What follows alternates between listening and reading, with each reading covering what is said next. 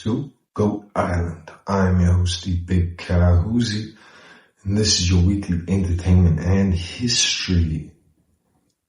To start us off this week, we're checking what's showing up on your screens. This is Soon to Screens.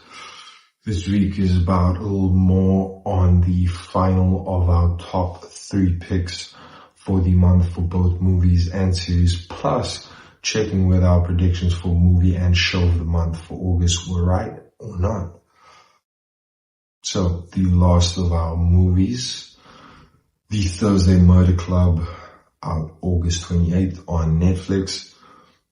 So this one comes out in 2 days, and it's a British crime comedy where basically 4 old people decide they're going to be kind of detectives for the first time, but not really. One was previously a spy, then another a nurse, there was one who was an official of the trade union, and then one was a psychiatrist. You've got an all-star British cast with the lovable Ben Kingsley, Mr. 007 himself, Pierce Brosnan, the lesser-known but equally qualified Celia Imrie, and the timeless Dame Helen Mirren. This has all the makings of an easy watch, good laugh, and enjoyable time.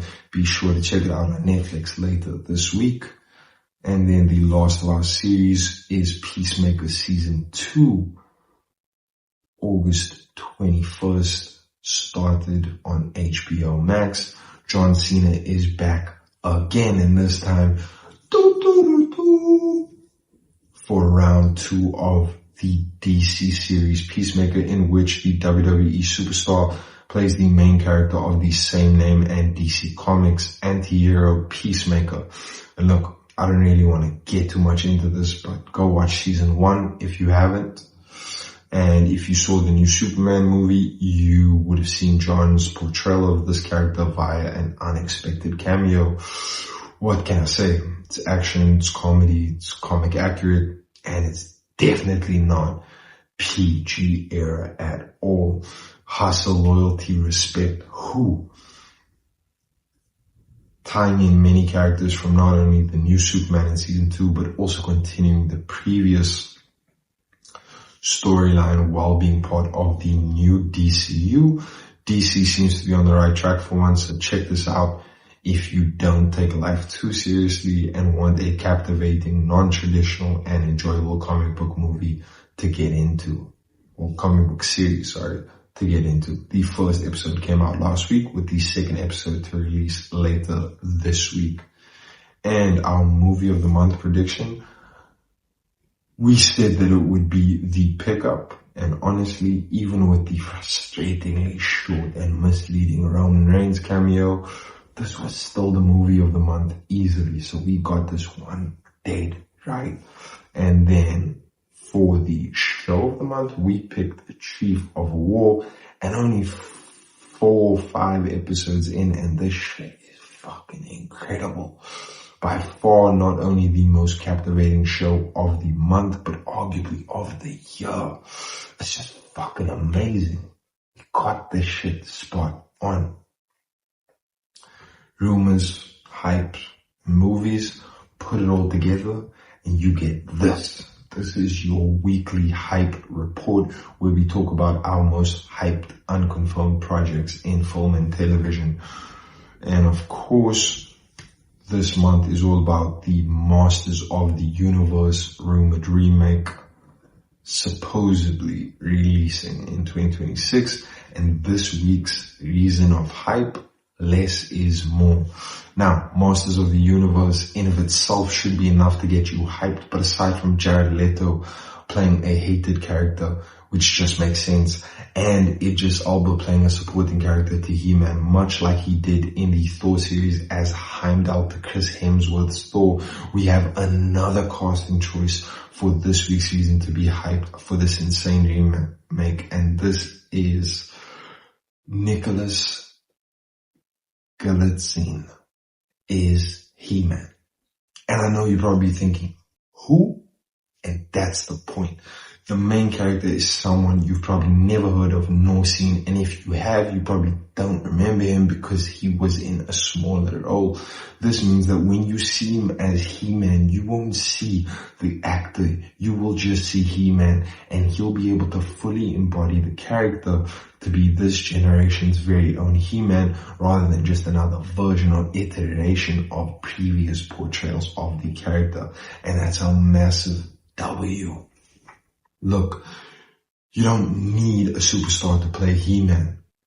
The fact that nobody knows this guy, that is the biggest W. You won't see an actor, you'll see He-Man.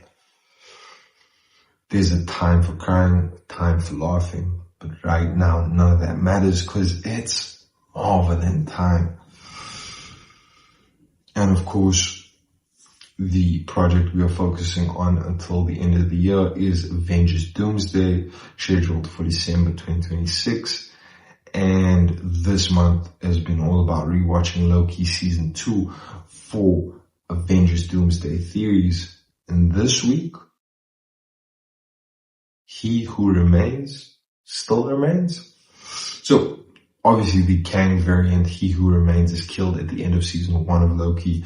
And at the end of season 2, Loki takes his place as the new guardian of the sacred timeline by literally holding the strings of time and the multiverse together.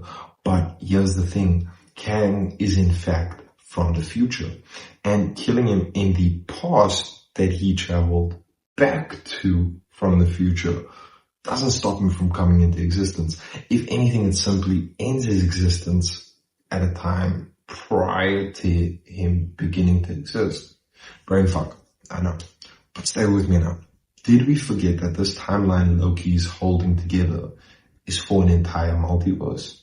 Now, of course, we're more likely to see Superman in the MCU than Jonathan Majors return to the role of Kang. But watching Loki back this month, one thing is clear.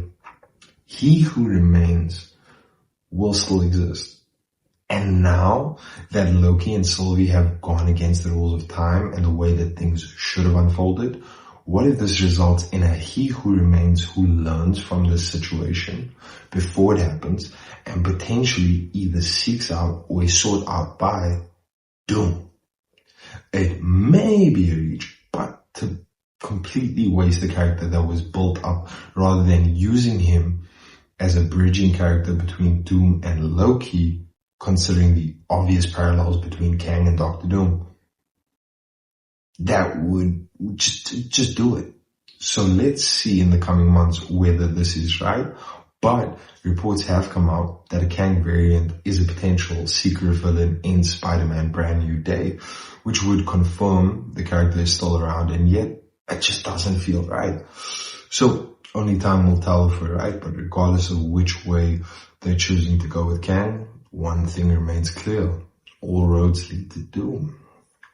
Kang isn't gone. He's from the future. You can't cancel his existence like that. And if Doom wants Loki, then all roads lead to Doom. Of course, historically speaking, we're bringing you the most entertaining stories throughout all of history, especially the ancient world.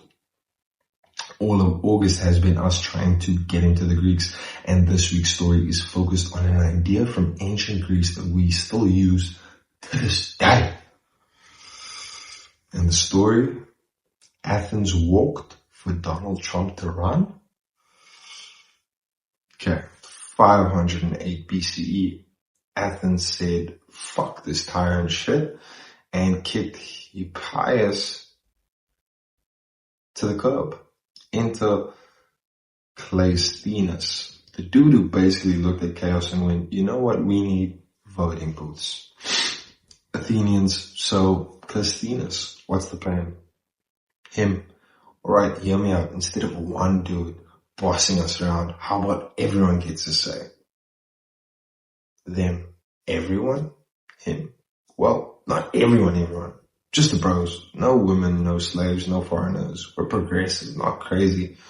Them. And what do we call this? Him. Demokratos. Rule of the people. Them. But only some people?